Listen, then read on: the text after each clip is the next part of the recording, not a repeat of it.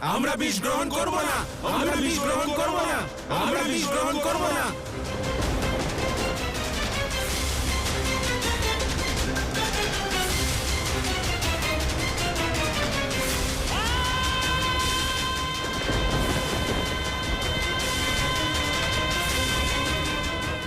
আমরা বিষ গ্রহণ করব না, আমরা বিষ গ্রহণ করব না। সংসারের জন্য যা নয় হিতকারী, আমি হব সেই বিষধারী। এই বিষ পান আমি করব। আর তারপর এই সংকট নাশ করার জন্য দেবাদিদেব মহাদেব এলেন। সেই মহাদেব যিনি সর্বদা অন্যদের সাহায্য করেছেন, নিজের শরীরে ভর করেছেন। সেই মহাদেব যিনি নিজে যোগী হওয়ার পরেও সকলের ইচ্ছা পূরণ করেছেন, তপস্বী হওয়ার পরেও সকলের ডাকে সাড়া দিয়েছেন। সেই সকল বস্তু যাদের সংসার ত্যায্য করেছে, তাদের মহাদেব আপন করে নিয়েছেন। সৃষ্টির কল্যাণের জন্য তপস্যা, ত্যাগ আর তাণ্ডব করেছেন। আর আজও উনি ঠিক এরকমই কিছু করলেন।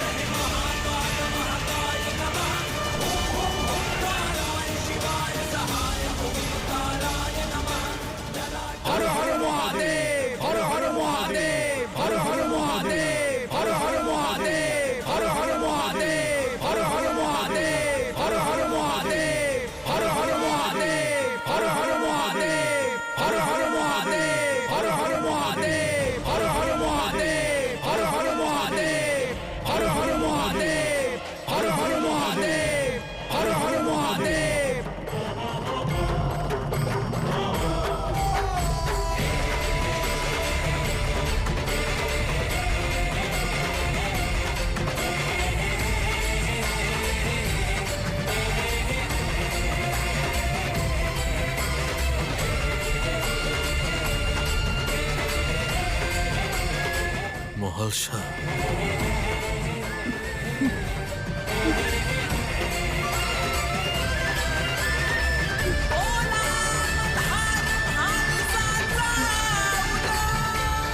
ও বেঁচে কি করে গেল?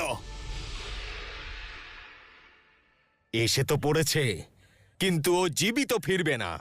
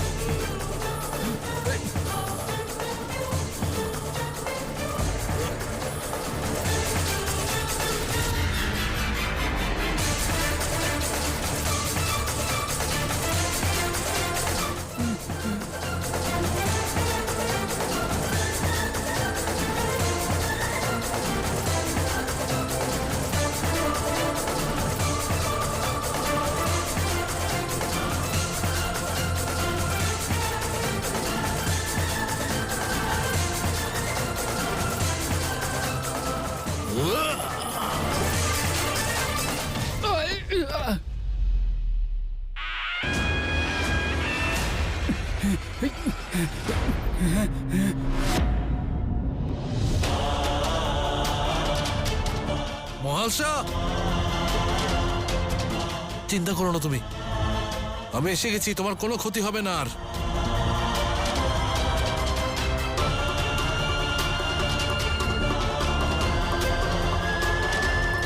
বসো বসো।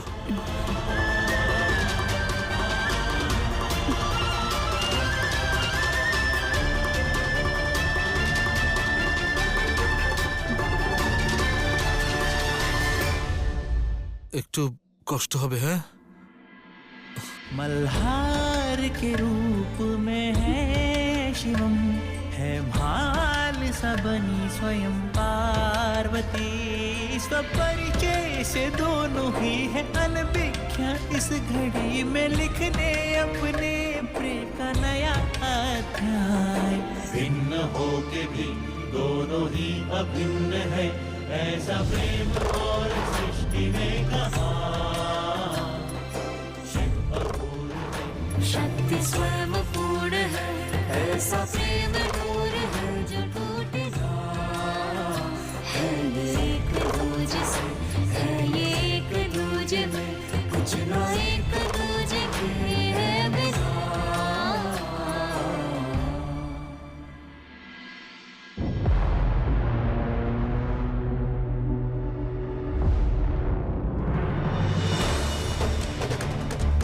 এই তো হয়ে গেছে, খুব তাড়াতাড়ি ঠিক হয়ে যাবে, হ্যাঁ।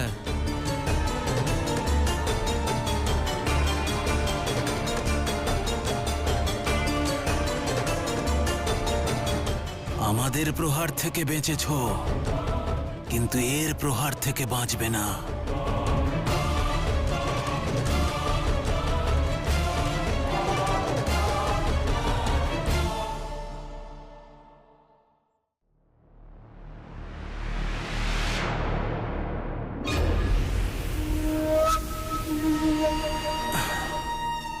এতে সংসারের 5 সবচেয়ে বিষধর সর্পের বিষ রয়েছে। এর প্রহার থেকে সৃষ্টির কোনো মানুষ বাঁচতে পারে না।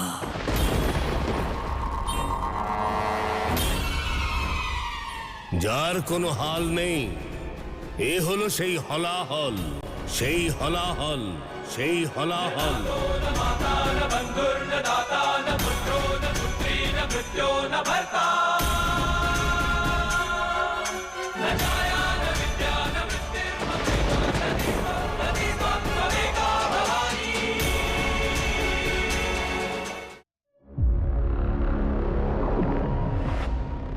আজ এই মার্তণ্ডের মৃত্যু নিশ্চয়ই হবে।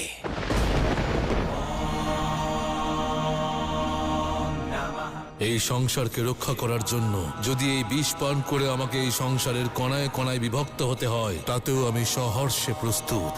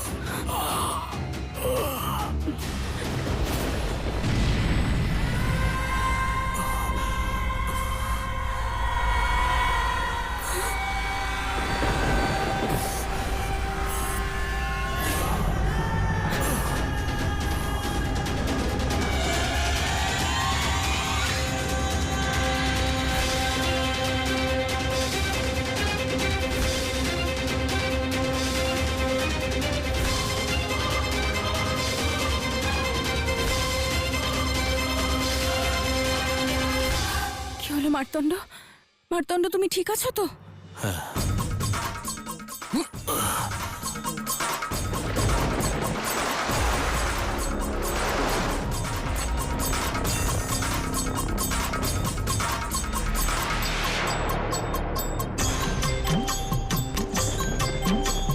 कालकूट का घाट लेकर शिव विषपान करने लगे। स्वयं हलाहल में जल के सृष्टि का दुख वो हरने लगे। ब्रह्मा विष्णु देवी और देवता देख के भावुक हो रहे हैं। निःशब्द पूरी सृष्टि से त्याग का वर्णन कैसे करें।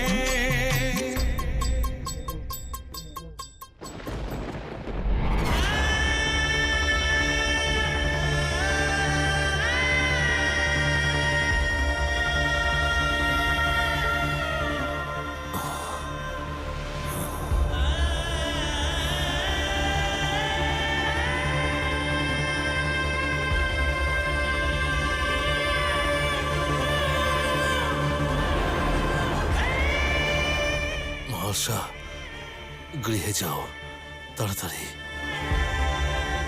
যাও, আমি বললাম তো, যাও। মার্তণ্ড, তোমার আঘাত লেগেছে, ঠিক হয়ে যাবে। কোনো আঘাত লাগেনি।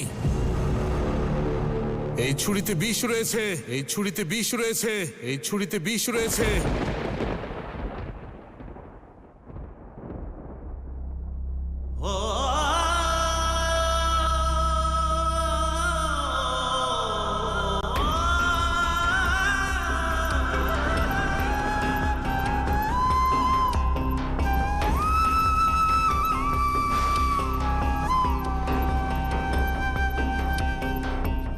घटना वही घटित हो रहे, पीड़ा में है शिव शंकर।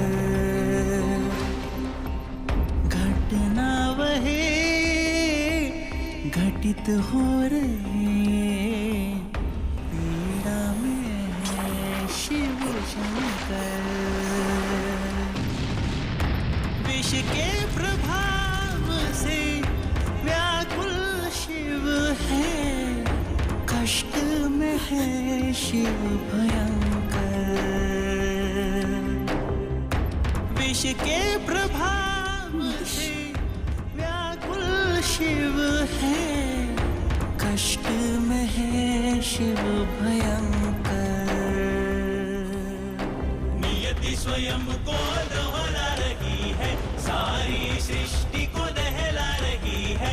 दृश्य पुनः वही दिखला रही है, शिव की अखियाँ धुंधला रही है। नियति स्वयं को दोहरा रही है, सारी सृष्टि को दहला रही है। दृश्य पुनः वही दिखला रही है, शिव की अखियाँ धुंधला रही है। মহাদেব সমস্ত হলাহল গ্রহণ করেছেন, সেই হলাহল যা এই সম্পূর্ণ ব্রহ্মাণ্ডকে ধ্বংস করে দিত। এই সমগ্র সংসার রক্ষা পেল।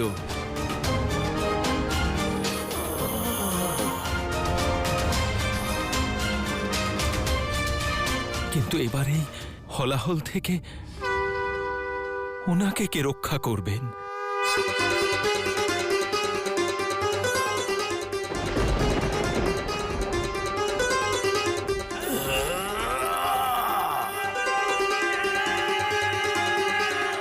দেখো এই ছুরিটা, এটা বিষ মিশ্রিত। গৃহে যাও, আমার শক্তি ক্ষীণ হওয়ার পূর্বে যাও মহালসা, গৃহে যাও।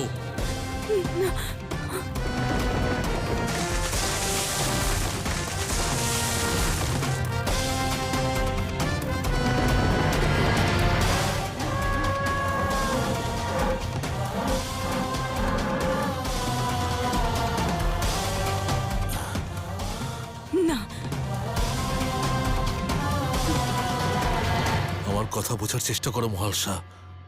যাও, আমার শরীরে বিষ ছড়িয়ে পড়েছে। আমি আর বাঁচবো না রে বাবা, আমি আর বাঁচবো না রে বাবা, আমি আর বাঁচবো না রে বাবা।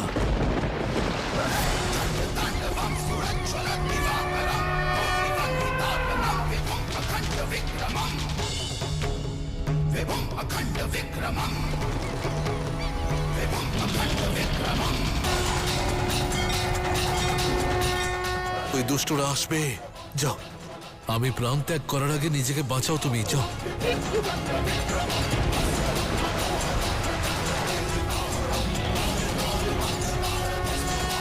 যাও।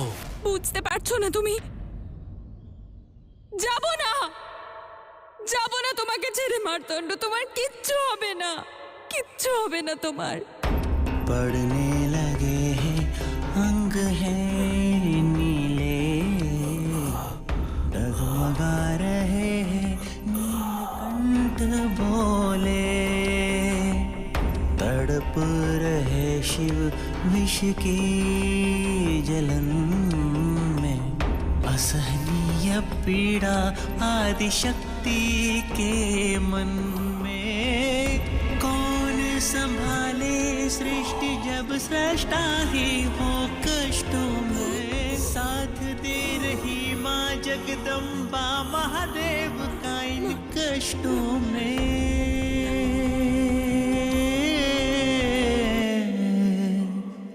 साथ न छोड़े आदि शक्ति, कठिन घड़ी में क्षण भर साथ न छोड़े आदि शक्ति, कठिन মহালসা, घड़ी में। মহালসা গৃহে যাও, এখানে অনেক বিপদ। ওই দুষ্টরা আবার আসবে। যাও না, না না, আমার কথা শোনো না, বলো না, যাও না, অনেক সংকট এখানে। আমি তোমাকে ছেড়ে যাবো না মার্তণ্ড। আরে কেন যাবে না তুমি? যাও না, এভাবে কান্নাকাটি করে কি হবে বলো? আমি তোমাকে এই সময় ছেড়ে যাবো না মার্তণ্ড, যাবো না। विष के प्रभाव से व्याकुल शिव है, कष्ट में है शिव भयंकर। विष के प्रभाव से व्याकुल शिव है, कष्ट में है शिव भयंकर, कष्ट में है शिव भयंकर।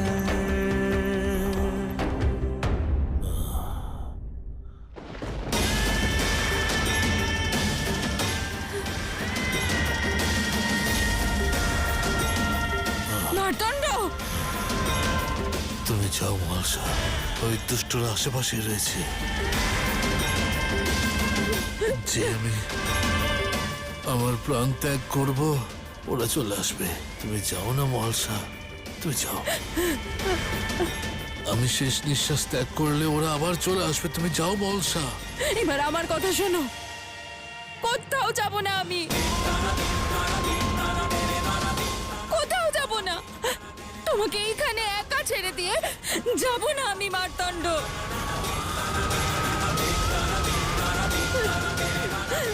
আমরা লড়াই করব, আমি ওদের আটকাবো। আর এ তো বোন, এখানে জড়িবুটিও পেয়ে যাবো। তুমি বেঁচে যাবে মার্তণ্ড, তোমার কিচ্ছু হবে না। আরে আর বাঁচবো না আমি।